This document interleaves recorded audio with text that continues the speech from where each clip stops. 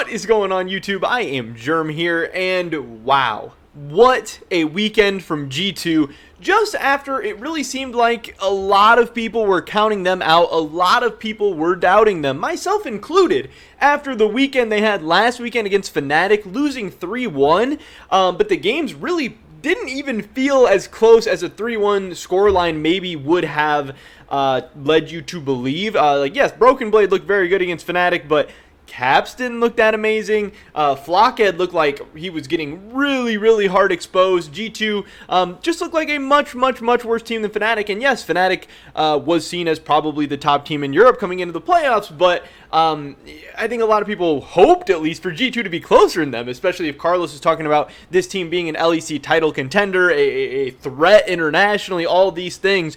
But G2 came out in a massive way this past weekend, and I think silenced a lot of the doubters, silenced a lot of the haters. Now, there's a whole argument on the other side as well, but in this video today, we're going to be going over all the latest for G2 Esports, and a lot of the good news that's coming out of this past weekend. So definitely drop a like if you guys do enjoy this video. I would appreciate that so much. And subscribe to stay up to date on all the latest content. Help us run those numbers up. That would be absolutely insane. I would appreciate it a ton. And with that being said, let's get right into this. So there are really two ways I think you can think about this whole thing.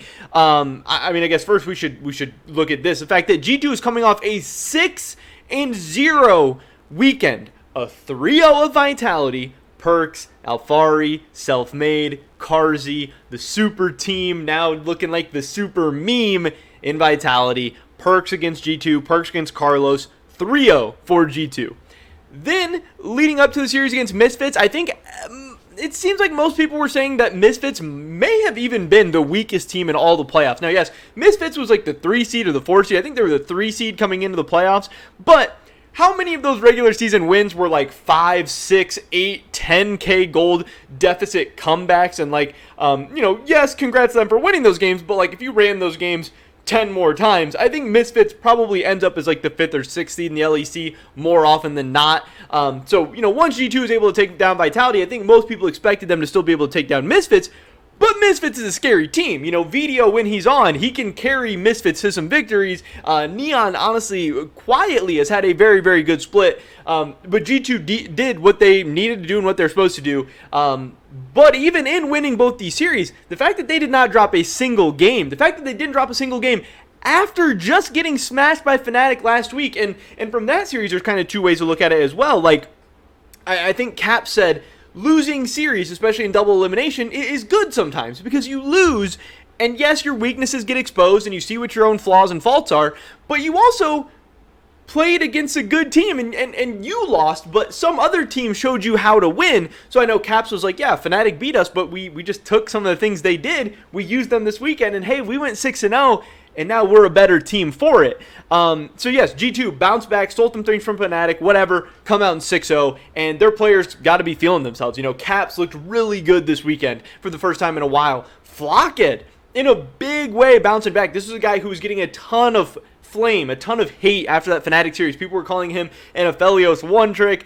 People were saying he wasn't LEC caliber, or at least maybe not G2 caliber. Yeah, people were very critical of Caps, but they all came out and played very well. But I think it is fair to ask, did they play well because they played against weaker teams? I really think that the LEC is like a 3-horse race right now. I think there is Fnatic, G2, and Rogue at the top. And I think there's a pretty significant gap between Vitality, Misfits, and Excel, and Mad Lions, and whoever else you want to throw in that bunch. And, yeah, maybe that's why we saw a couple 3-0s from G2 this weekend. Now, maybe Flockhead figured something out, and maybe he came back in a big way. Maybe G2 as a whole figured something out, and maybe they came back in a big way. Maybe when Cap shows up and plays great, he didn't play great every game, but he played pretty well overall this weekend.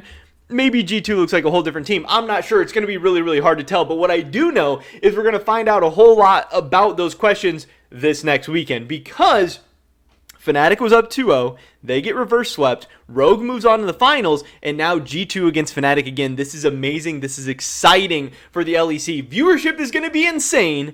Another Fnatic G2 best of 5, another Fnatic G2 playoff series. Yes, Fnatic did get the best of them last time.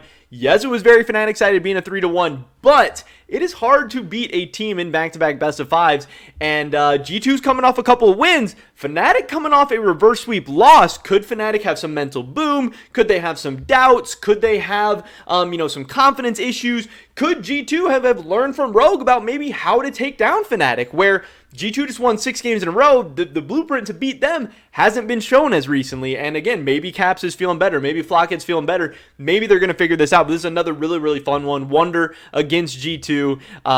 Carlos, Wunder, the trash talk, all the beef, all that stuff. It is going to be very, very fun. But some of the great news for G2, and one of the main things that I want to talk about in this video, is this fact. The fact that if we look back to, I have the 2021 LEC playoffs here. This is the LEC spring playoffs from 2021. We will see that G2 won in the first round. They won 3-2. Then they ended up losing 3-1 against Mad Lions in the semifinals, and then they ended up losing 3-1 to Rogue in the semifinals. G2 got third place in the 2021 spring playoffs. And if you look at the bracket right now, I thought I had the 2022 pulled up. I can pull up the 2022 real quick. If we take a look at the 2022 LEC spring playoffs, why is this EU Masters? What is going on? But anyway, the point of this, I don't know what happened, but the point is, G2 has now locked up at least third place. Rogue is in the finals. The winner of G2 and Fnatic is going to play in that finals. So if we look back at the last 2 splits, last year G2 had a super team. They were spending all this money. Wunder was not cheap. Mickey was not cheap. Rekkles, we know, was not cheap. And now, after all that, they sold off Rekkles, got a bunch of money for him, and got rid of his salary, and Flockhead is definitely much cheaper. They sold off Wunder, got a buyout for him. They sold off Mickey, got a buyout for him. The fact that they're still able to replicate their spring at worst, even if they get 3-0'd by Fnatic here, they're still going to finish third in the LEC. That's what this team did last spring playoffs. And then in this most recent playoffs, the summer playoffs of 2021, G2 finished 4th. So from last split to this split, this team is improving on their placement. Now, part of that could be that the LEC as a whole is weaker, that maybe the top 4 or 5 teams in the LEC are weaker, so it's easier to get top 3, even if you think the top 1 or 2 in Europe is still stronger. But the fact is, this G2 team maybe doesn't have a high of a ceiling as last year's team. Last year's team, if they would have all meshed, if they would have all played well together, they could have been one of the best teams in the world. They had the individual talent of that. And this G2 team, I really can't say the same about them. If every player pops off and plays their absolute best, is this team going to be able to compete with T1? Is this team going to be able to compete with some of the top LPL teams? Is this team going to be able to compete with even like Damwon or, Gen G?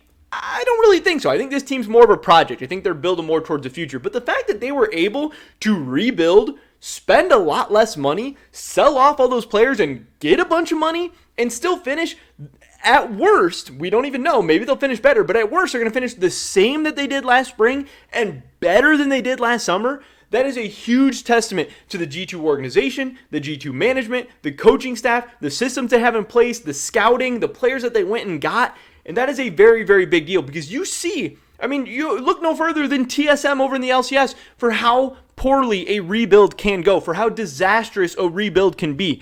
G2 changed almost everything. Coaching staff, 3 players, got rid of some superstars, got rid of some fan favorites. Fans were memeing them, saying they lost the offseason. Very, very critical and saying they didn't like this new direction of G2. A lot of the fans came in when this team was competing for world championships, and now it's hard to sell this roster to a lot of them.